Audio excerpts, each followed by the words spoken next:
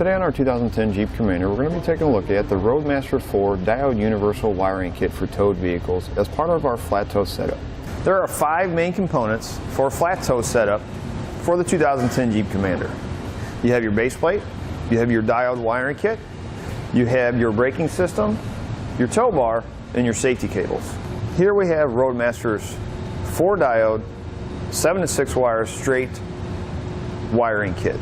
What the diode kit is going to do is it's going to allow you to transfer all of your light signals through to your Jeep Commander while you're flat towing it. Diodes are going to connect to your factory wiring behind your tail lights, and it's going to protect your factory wiring not only on your Jeep Commander but also on your RV from any backfeed going either way if there's a wiring issue. Now, keep in mind, these diode kits are not vehicle specific. Our customer chose this wiring kit because they have the Roadmaster All Terrain tow bar, which has channels in it, and it's going to allow that customer, or allow the customer to slide this wire through that channel so that our tow bar and our wiring is all combined into one unit. The installation for our diode wiring kit is very simple.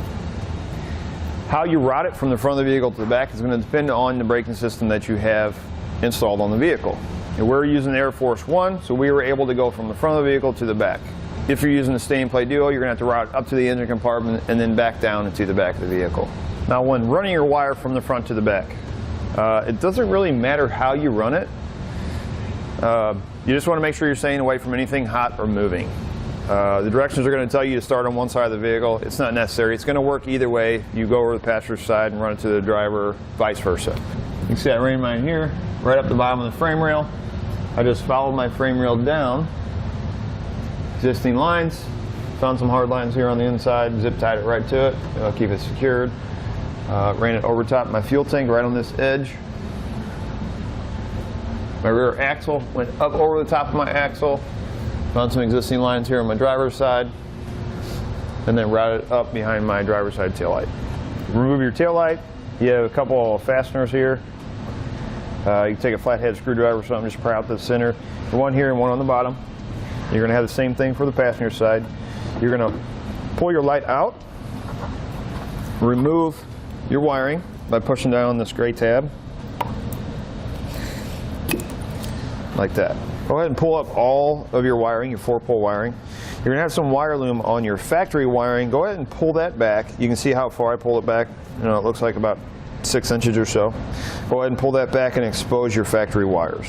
Once you have your diode wires up behind your bumper, you want to split them all apart. You're going to have 4 wires: green wire, white wire, brown wire, and yellow wire. Green wire, take and push it back down through your bumper. Yellow wire is going to be your left turn signal and brake light function. Brown wire is going to be running lights. White wire is going to be ground. You can see how I have it grounded right here on metal. You want to make sure it's metal, not plastic, that you're grounding to. Next, you need to test your factory wiring for your brake and turn signal and your running light signal. Once you determine which 2 wires you're going to be using, you want to cut the wire in half, and you're going to add it onto a diode. All you're doing is completing that circuit again, just going through the diode. In our instance, our green wire, or our white wire with the green stripe, is our brake and turn signal. So we're going to take our yellow wire and we're going to add it onto our diode with that factory wire. You want to make sure that the single side of the diode is going out towards the plug. The only thing that's going to be different is our running light signal.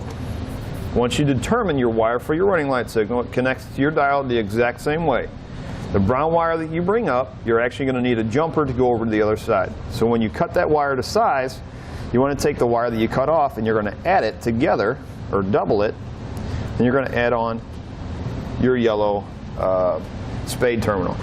You're going to do the same thing. You're just going to add it right onto the diode next to the wire, the factory wire that does that function. Again, single side, make sure it goes out towards the plug. Now your driver's side is done. You can go ahead and reinstall your taillight. You're going to take your green and your brown wire that you drop down, and you're going to run that over to your passenger side taillight. Once you route your green and brown wire over, you route it up behind your bumper. You're going to do the same thing on your passenger side. Test your wires, because they may be different colors. Test your wires to find the functions for your right brake and turn signal and your running light signal. The only thing that's going to be different hooking it up over here than on your driver's side is the single brown wire. You're not going to double it because it's a jumper from the other side. What's nice about our plug here, we're going to have a spring-loaded lid that's going to stay closed when not in use to keep any dirt and debris off of our pins and our connection point. Another nice thing about this is on the back, our pins are going to be marked. It's going to tell us what wires go where. TM's for our running lights, GD is ground, LT left turn, RT right turn. Once you've reinstalled your taillights, you're going to want to test everything out to make sure it's working properly. Go ahead and hook it up to your RV, and you want to make sure that your lights on your RV and your Jeep are working in conjunction with each other. Left turn, brake lights, and running lights.